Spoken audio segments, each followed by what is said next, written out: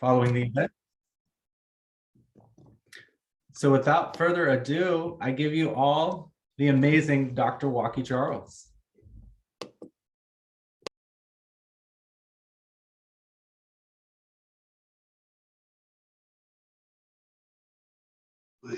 Okay, there we go. I should know this already to unmute, but it's just one of those things. Dinu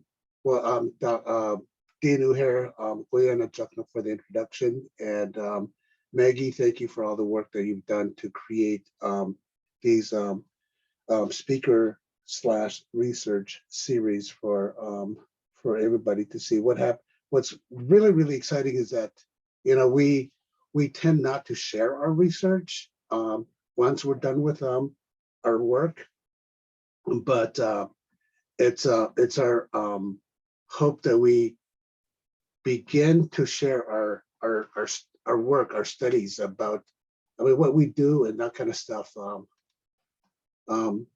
from here on. And so without further ado, I just want to, because of time, and I do have a class to teach in an hour. So Maggie, if you could start the PowerPoint.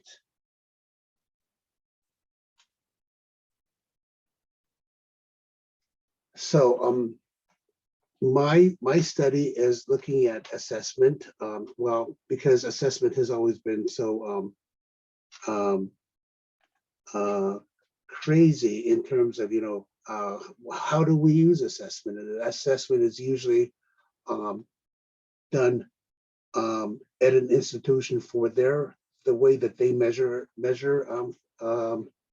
learning and that kind of stuff. And so when I started learning about dynamic assessment, which we're going to learn about in just a little bit, we're going to see what kinds of changes we can do as second language teachers and second language learners about assessment. Next,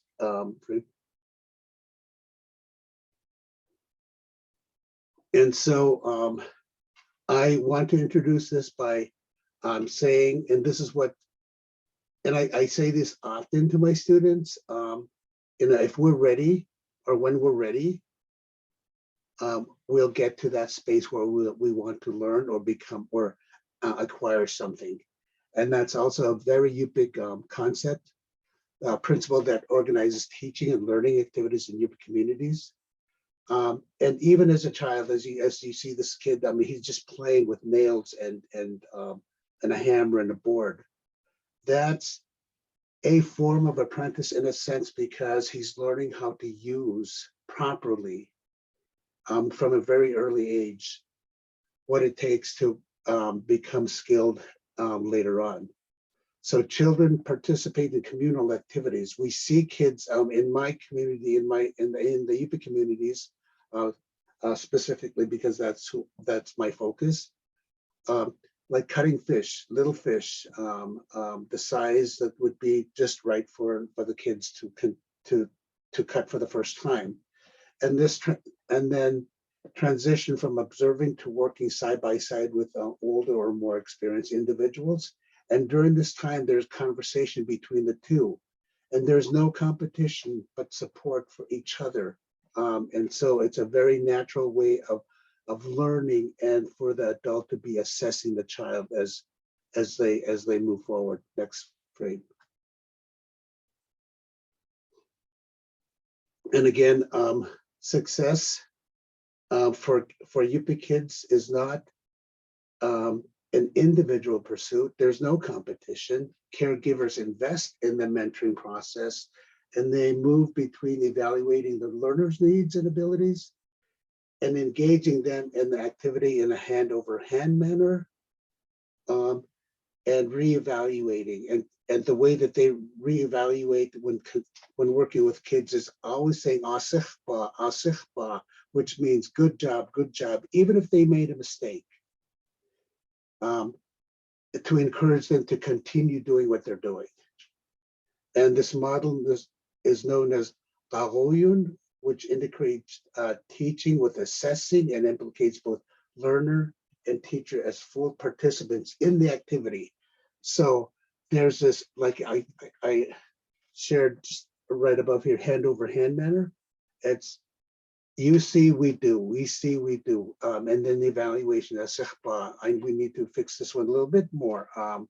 And so there's this constant dialogue, or what I call dialogic dance, meaning the two participants continue this conversation as they learn, or as the younger is learning more, or the learner is learning more from the mentor. Next frame. So this study was done in 2009, or my data collection was in 2009. And at that time, most of the village fluent speakers were over 50 years old. And Yugtun in school began in 1961. And in 2006, VI at a bachelor's degree in Bethel. And UAF also established the Alaska Native Language Center for Documentation and Cultivation of Alaska Native Languages in 1972, which is exactly 50 years next month on October 4. And so publications, and I took this particularly because this is one that I used, which is the grammar, or as we call it, the Blue Book. As a textbook for the university classes that I teach here at the university. And so what's really exciting about this is that I was kind of studying what I do as long as at the same time using the students in my class of 7 at the time in the spring of 2009, I think it was. So these assessments consist of translating basically English to Yugtun and vice versa. And then there was grammar manipulation questions. And so basically what the students learned, and there was a difference between the students who came in the early years who knew the language, and then in the last 20 years where students who were Yupik didn't necessarily have access and to the Yugtun language. And so that the change in between these two languages, between how much they acquired did change, because most of the schools became English only, most of the communities became English only, to where in some senses English became, Yupik became a second language in many of the communities outside the Kuskokwim Delta, like the Yukon. So in the last 20 years, because of the continued language shift away from Alaskan Indigenous languages and toward English, student population goals have shifted. And so today, the vast majority of students in the class have only latent knowledge of Yugtun. And yeah, because of, and there's some impact from boarding school and the English only pursuit in schools, to where this change became very, very relevant. Next frame. And so in a sense, well, with this group of this population of students, rather than learning about the language, most students want to study Yugtun to be able to speak with their grandparents. And I actually took this quote from one of my students who said, I don't want to learn grammar, I want to learn how to speak.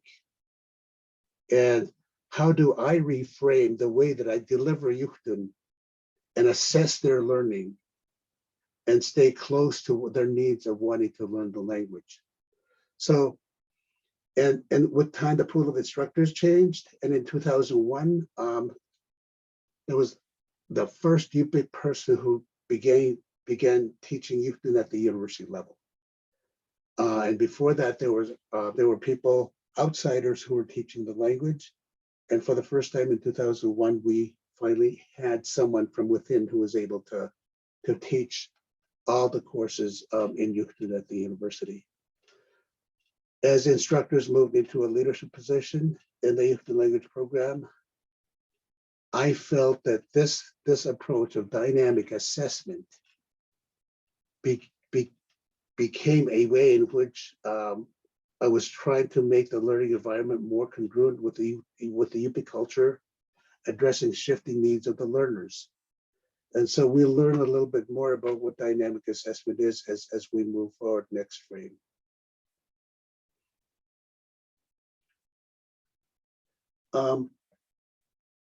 In the early days of assessment in school, most assessment was assisted by individual performances, which is static. You know, you take, and we know this from our own experiences.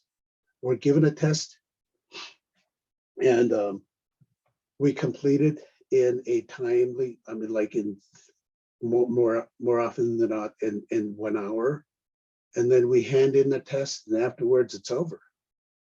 And then we get a grade, and nobody talks about it. Nobody talks about why I got this grade or why the teacher gave me this grade. Vygotsky looked at a development that had already occurred as actual level of development in 1978. And he insisted that this is not good enough for understanding what a learner is capable of. And so, and back then, this movement toward dynamic assessment was initially used with people in psychology. And so in 2004, there was a researcher who wanted to look at this in second language learning. And that was Dr. Poner from Penn State University, who looked at, for the first time, dynamic assessment in second language learning with foreign languages. And so my contribution to the study is dynamic assessment in second language learning with Indigenous languages. So for the first time, back when I started, this was the first time ever that anyone had done anything around Indigenous languages. And so, so Vygotsky insisted that this is not good enough for understanding what a learner is capable of. So diagnosing learners' abilities are only possible through interaction.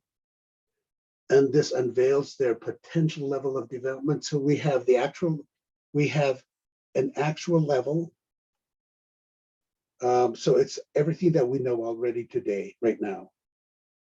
But what Vygotsky wanted to do is expand that level to a potential space, meaning, yeah, we're over here, but where can the child go or the learner go? And how do we talk about that space?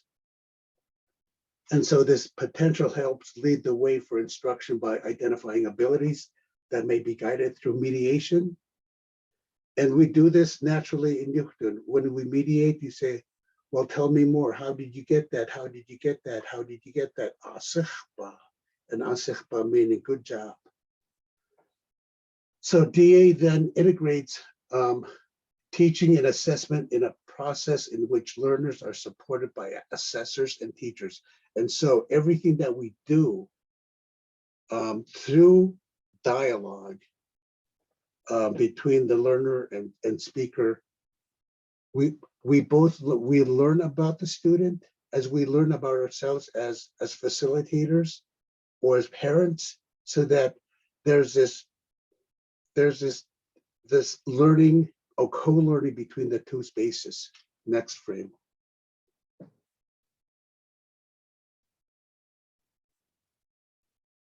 So Vygotsky, click again. Okay, so and this is what Vygotsky first talked about, the actual development, which is this is how much we know, and now this is how much a learner knows.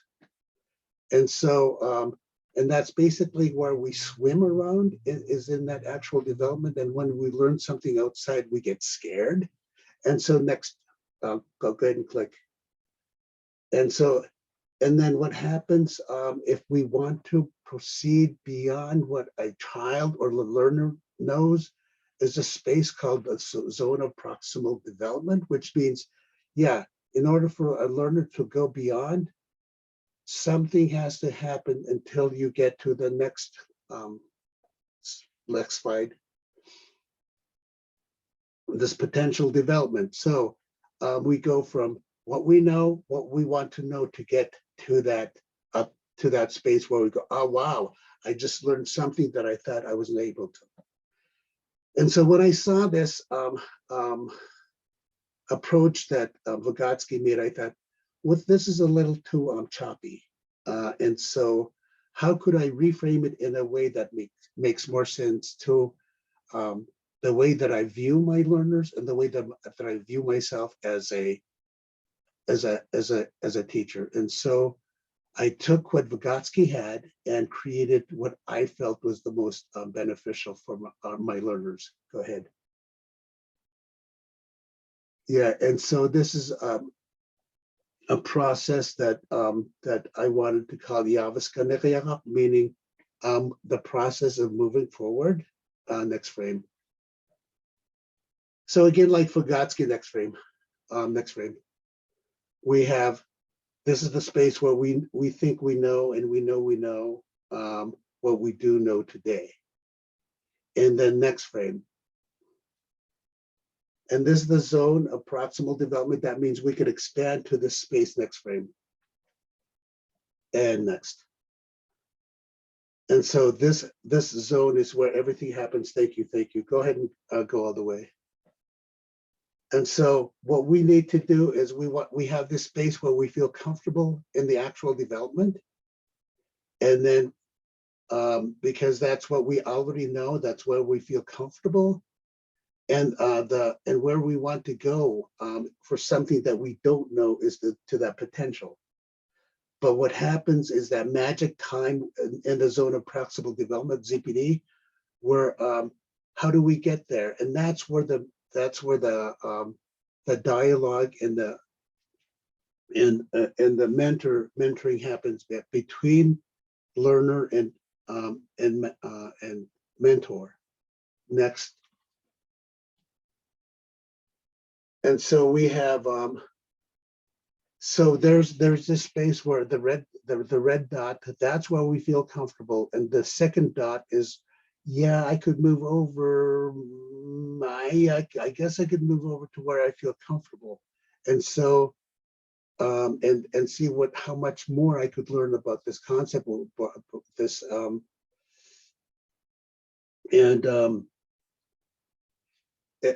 before they get to that space where they thought they were never going to be able to make it, but because of the mentoring, this happens. And so and what's so cool about this, and the reason why it's called dynamic, is for every challenge that we have as learners, we naturally go back to the space in the center. And then with good mentoring and dialogue with our mentors, we go in and out of that space until we feel more until we feel comfortable. Next space. And so here's an example of a teacher showing, 23 times 25. So 2 learners get both answers wrong. Next. Learner says 48. And teacher says, no, take another look. 575. And then learner B says 48. Teacher says, no, take another look. 48. And then this is the difference. The teacher says, remember to multiply. Next. 125.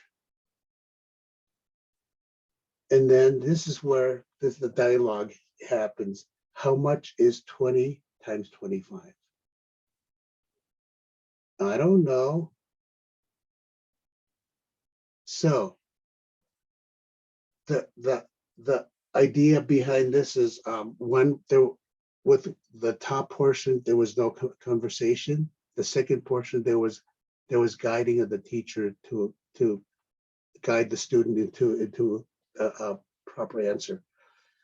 And so Poner in 2010 calls the difference between what we just saw, the focus of interventionist is an interventionist dynamic assessment is to determine the degree of explicitness of mediation required to prompt a correct response from the learner.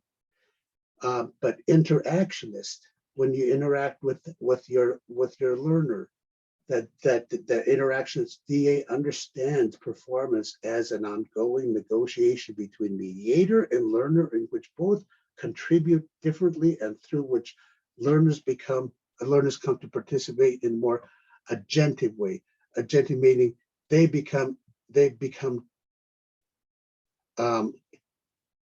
they start gaining access and ownership over whatever task that they're given. And so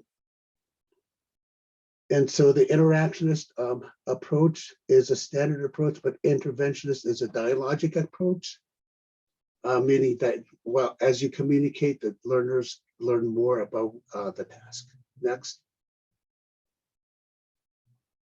Okay, so this study was qualitative teacher action research, meaning that I used my students in the classroom to gather the data, and so I had students, 7 of them in the study, and there was 3 static assessment tests over the course, which is basically what we all go through. And so 1 semester, 3 tests every 5 weeks, and that's standard for anybody. And then not only that, but I also had 3 dynamic assessment sessions individually with each student. And so those sessions with each student after the static test or static assessment to do my dynamic assessment, talking about their test, took 15 minutes each. And so not only were they taking their quizzes that we discussed in 15-minute increments, so that everybody has a chance to share with me what they learned, why they were given that, or they were giving me that answer.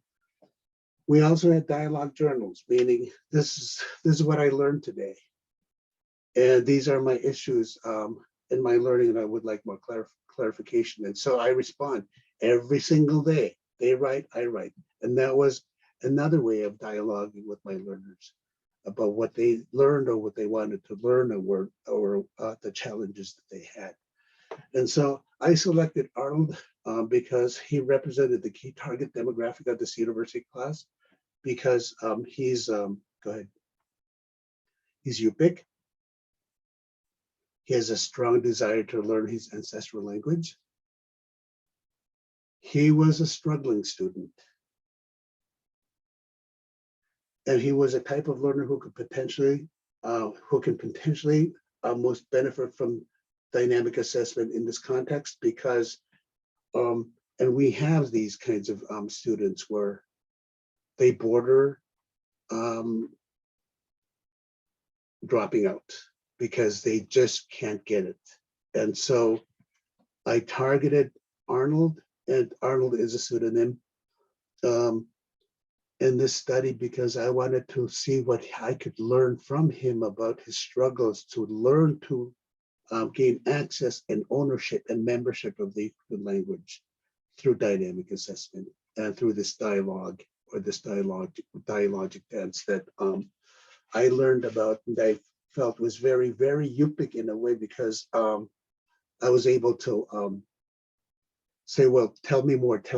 How did you get this? How do you get this? How did you come up with this? And as we're doing that, there was times to say, oh, I see. So go ahead, next frame. The reason why I'm taking this, he says, in one of his dialogue journals, is so that I can learn the language. Ever since I was a kid, I wanted to pick up words from the people around. I picked up words from around me, and he specifically wanted to learn language because he wanted to communicate with his grandmother.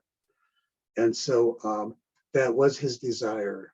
And I wanted to make sure that I would do whatever I can to accommodate his need. And I felt that dynamic assessment was a way that I'd be able to clear a path for him to be able to do that with his grandmother, who was in her 90s at the time. And so, like I said, there was a static test 1, static test 2, and static test 3. And here are the topics. The first one, chapter 11 from the Blue Book, was interrogatives, optatives, chapter 12, and subordinatives, chapter 3. And so these are big words, but the thing is, my students already know what they are. So interrogatives are question, like yes, no questions. Optatives are commands.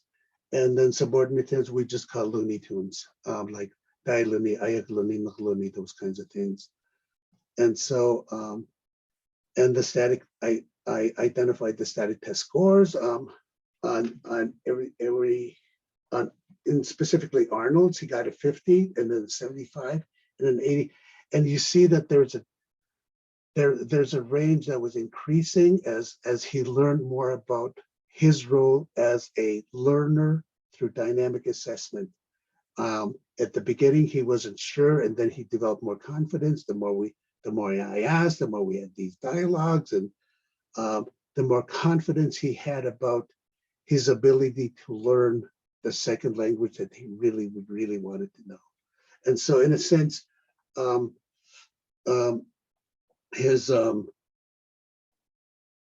his desire became increasingly stronger because he felt more safer and more of an agent in his learning than the static test was. And so, yeah, we had charts up on the board. He didn't understand what they were, but the more we learned through our dialogues that those charts on the wall meant something for him, the more he started focusing on them to where he felt more and more comfortable toward the end.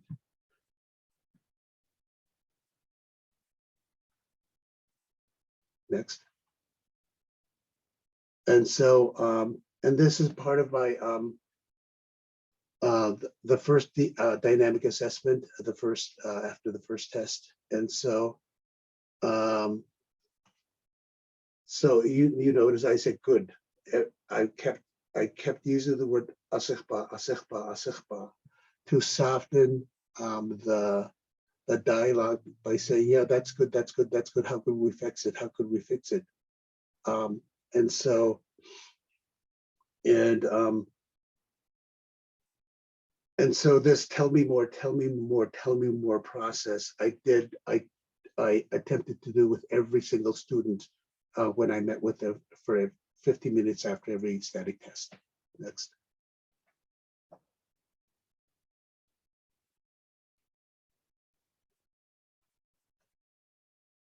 And so in line 12, he says, you know what, I really don't know how to read that chart. And so that told me that I needed to do something about him understanding what that chart was on the wall. And so it was my charge to make certain that I made it more clear as to why I had this chart on the wall so that it could make better sense for him. And so, and then we continue this this dialogue and breaking it down like in line 17 of the M, what's that M for? That kind of stuff. And so, and breaking down bits and pieces of the chart so that he made more sense to them as we moved forward in this dialogue. Next. And so, yeah, of course he was frustrated. He's having difficulties with the endings. And then he said, look, I need to talk with you about where I'm at in this class. And that was the beginning of the semester. Next. DA2, fine-tuning mediation with Arnold's zone of proximal development and culturally appropriate modeling. And so he's making sense. He's more comfortable with this, and the dialogue. He knows that actually when we first met, our first DA1, he was so nervous because he thought he was in trouble. And yeah, when you pull a student away from the rest of the class, you know, as we've seen our students feel that. And so the next time around, he rolled up his sleeves and he says, now I know why I'm here. Let's start talking. And so the second DA was more comfortable because he knew that I was going to help him, and I was going to say, what else? Tell me more. Next. Yeah, and then taking little bits and pieces of it, like, what's a special TE? Okay, that's a special TE. And so, and how are we going to use, what's that ampersand? And so, and he made more sense of the symbols. He made more sense of the charts, to where he was able to process comfortably what he otherwise didn't know in DA1. Next. So DA3, I wrote he is ready, because the only things that we had, remember the DA1 where we had all this conversation, this long conversation, because he didn't make sense of what was going on. DA3, and what happens with a good solid DA or dynamic assessment is they initially, a student will be challenged with so much, and yet as they learn about what DA is, they're not only are they learning, they're communicating with their mentors, to where DAs become less and less of a challenge. But yeah, I know what I'm going to say. I know what I'm doing. I know how to get this thing done. And so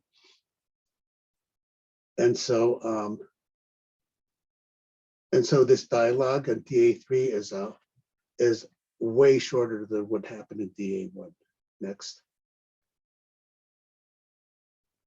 And so what's happened with my discussion or my learning, I gained valuable insights about the learner's language development that would not have been accessible through non-dynamic administration alone. This I learned because I took the time to individually, and you only saw one of these students. I had 7, and the other 6 were similar. And again, the reason why I wanted to target Arnold is because Arnold was falling through the cracks.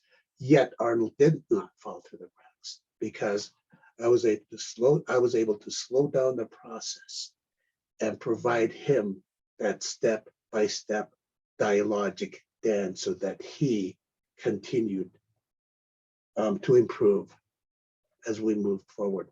The charts were outside of his learning, of his ZPD, and needed to become a focus of interactions themselves. And so I had to redo the charts to where, yeah, take the Blue Book chart. How could I make it such that it makes more sense to Arnold as he learns to use the language properly in the classroom?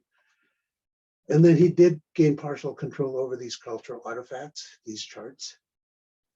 And changes in learner reciprocity were facilitated through mediation that was culturally appropriate to both him and me, allowing Arnold to act in increasingly agentive ways, meaning he was taking over the conversation more and more as he learned about himself and the way that he was learning in the classroom. Through dynamic assessment, the instructor was able to understand in what ways the charts were difficult for students, and how he may be able to help learners understand how to use them in order to produce accurate standard Yugtun, or in a case, I had to reconstruct the chart to where it made sense to my learners. And then a chance to guide Arnold through how to use the charts, first with extensive help and later more independently. Arnold's final observation reflects the important role that dynamic assessment sessions coupled with dialogue journal had in his language development. Next. And this is, he wrote in December. And what's so cool about dynamic assessment is that they get to learn about themselves and how to express from it internally, who they are, what they want to learn, and how they're feeling. I was a slow learner in this class, but with the support of the class and you, getting help was great. Not all instructors will allow time for students to come in and talk and get help. I'm really glad that I was a student in your class this semester. I enjoyed it and learned so much, Koyata. And so in his own word, if he had to rewrite it in a way, I think he would say, you know, dynamic assessment really saved my tail, because you as an instructor were able to slow down and tell me more, allow me to tell you more about why I chose this answer. And you know, the static test was written all in pencil. And so I'd say, how did you get this answer? Well, tell me more. And you know, the reason why they use the pencil is so that they have the power of the eraser to erase what they give me during those 15 minutes. To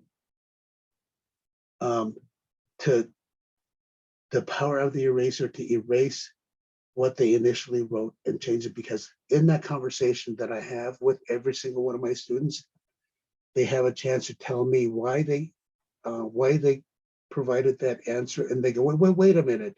Oh, so this is the rule that I forgot to include in this, and this is the answer I was supposed to write. And I said, get that, provide the right answer. That's what dynamic assessment is. It's not my assessment, it's my students' assessment, because throughout this dialogue, I learn what they know that they otherwise would not provide me if it was just a static test. Next.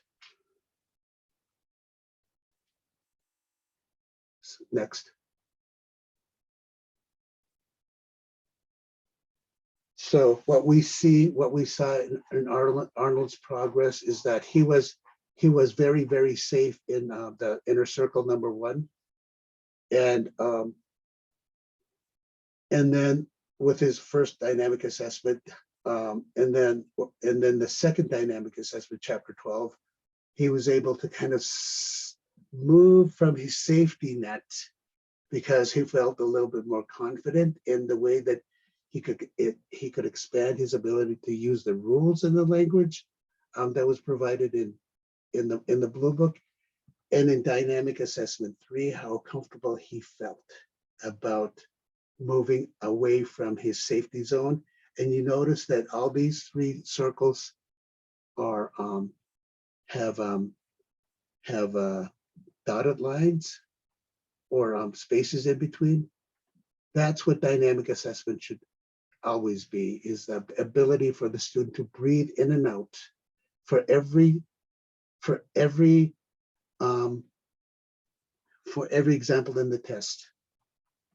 You know, every student should feel comfortable about moving in as they move out, so that they could move back in and move out. And the more they do that, the stronger they feel about themselves, and the stronger they feel about their learning. Next. This study is not a claim that dynamic assessments solved all the problems of this class, nor has it made Arnold a proficient enough to speak to his grandmother. But dynamic assessment brings teaching and assessing together in a manner that is more congruent with a strong emphasis placed on cooperation in Yupik culture. This dialogue. So modeling emerged as a meaningful form of mediation. If my students are not sure, then I become the ablative modalis.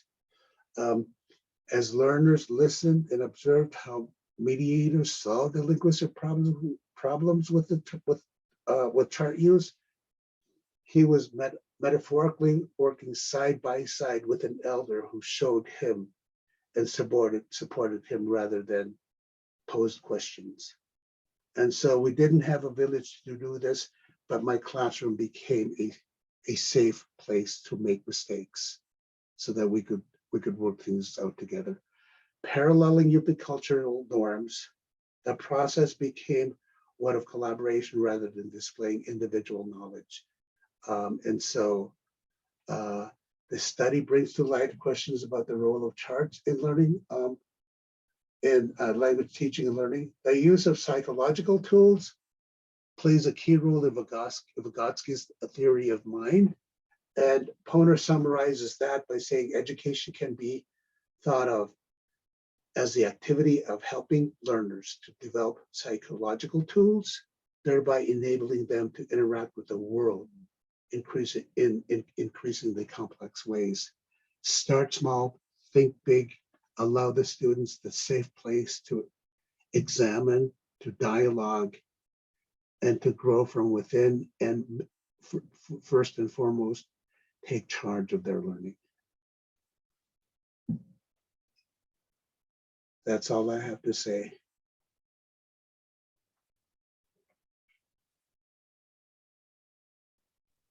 Brianna, Walkie, thank you so much for sharing that. So we do have about 10 to 15 minutes for questions. As Walkie just demonstrated, he's a very dedicated educator and has to teach a class at 1. So we'll probably wrap up around like 12:58 to give him time to run next door. I see a question in the chat or comment from Barb. Barb, would you like to unmute and share your question? Sure. This is Kazulana in Nome. Thank you, Walkie. Asihba. Your knowledge is incredible, and I thank you for informing us. It's like, you know, that I come from a K-12 background, and it's so important for educators to learn about the children and communities, so they aim to assess how learners are growing to be who they are becoming. I think that's a ngayukak term, to how they are growing to become who they are becoming, according to community definitions of leadership, not just assessing specific skills in Western content areas and and being compartmentalized, because life is not compartmentalized. And the way that you emphasize safety and you support motivation, that's logic, that's logical. This is the bottom line for learning. It's actually very simple and logical. And I would really, you know, teacher education programs, if they could adapt more to Indigenous pedagogy in our state, it could be much more effective. So I won't try to pronounce these 2 concepts that you shared, but they are logical. Indigenous teaching and learning is logical. It's effective. So I say a very big kuyan. Thank you so much. Thank you so much. And yeah, and that's the thing is, you know, I want to be able to emphasize or model how I was brought up traditionally, and bring that into the classroom, because I feel that's the only way that it will work.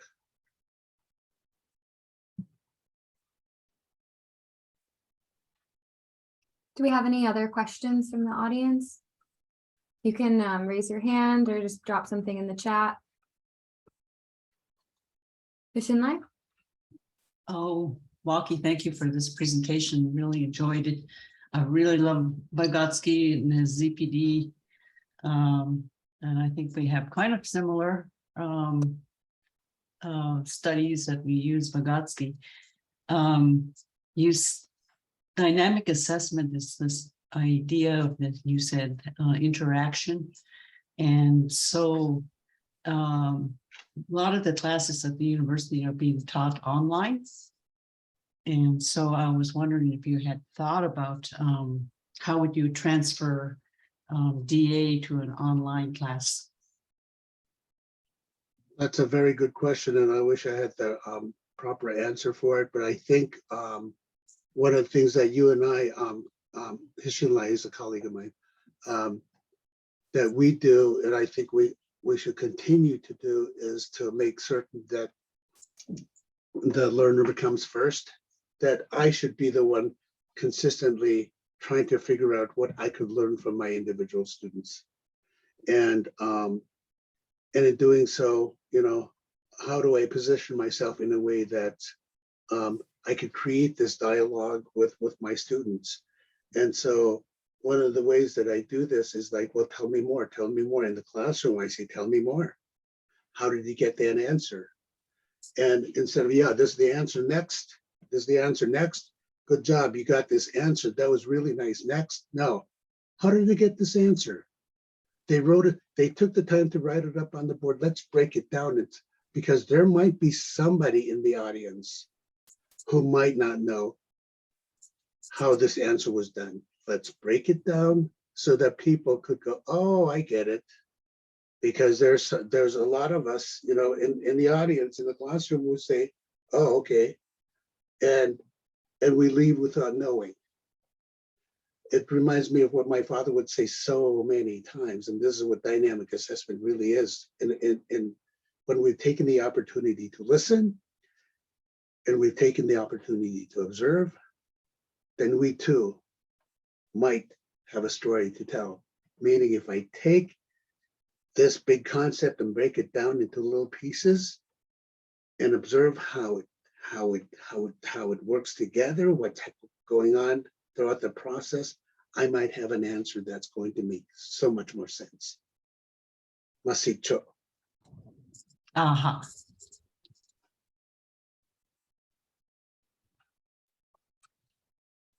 Hey, does anyone else have any questions?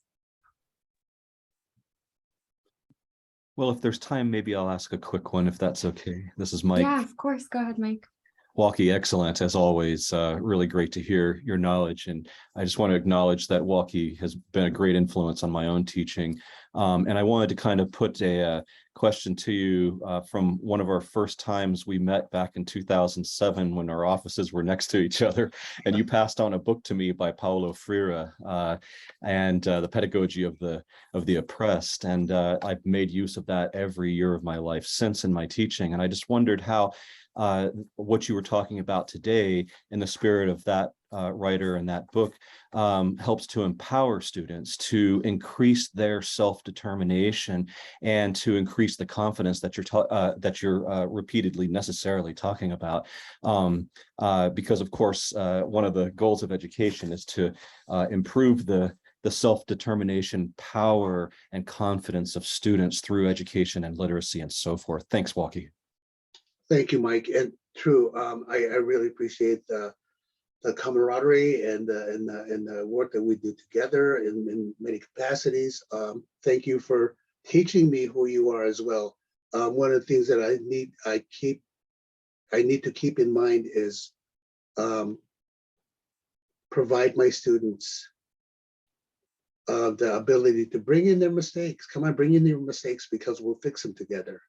This is the best place to make all the mistakes possible and the safest place to make all these mistakes possible because there's so many times when I was growing up that I was afraid to bring in my mistakes because I didn't think that there was a proper space for me to bring in those mistakes and let me learn them on my own, which I never did.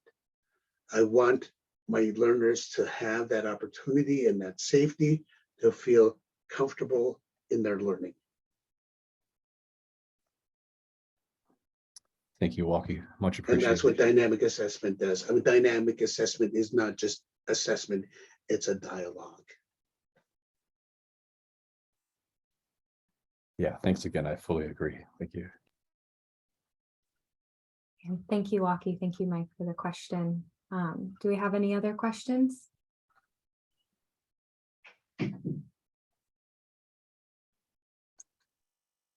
If not, Walkie, I was wondering if you could share a little bit about kind of what you've learned since you published this research and what dynamic assessment looks like in your classroom today. Well, thank you. It's like Hisham and I pointed out earlier, the more, well, I'm learning that I need to slow down and really observe who my learners are. And what's my role as a facilitator of language as I see this crowd of learners in my classroom? How could I allow them the safety to continue their mistakes, knowing that at the end of the day that they would feel that they have gained access, membership, and ownership over this language that they've been hungry for, and in some cases this is the only place where they could access it in a way that makes sense to them. And so I'm constantly charged with what can I do, what can I do, what can I do best? And is my best today as best it will be tomorrow? And so the assessment is not just on my learners, it's on me and how I present myself and how I make sense of my world, and how do I deliver that in ways that this generation of speakers who are different from the generations 50 years ago, what's my charge? And how do I get there? And if they don't get there, what do I need to do to make it better?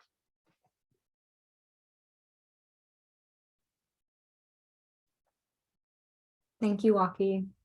And thank you for sharing your knowledge and time with us here. This has been, I learned a lot, and it's been really great to get the chance to hear about your research. I think we'll wrap it up to make sure Walkie has time to get to his class.